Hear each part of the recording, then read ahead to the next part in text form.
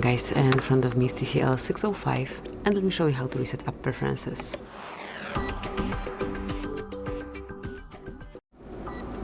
So at first, open the settings, and then find and select apps.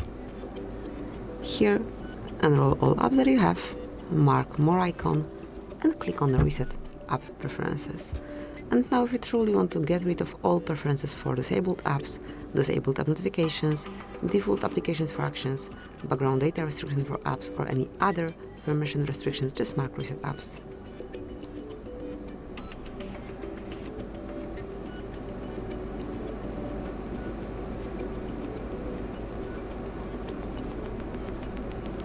And that's it, that will be all.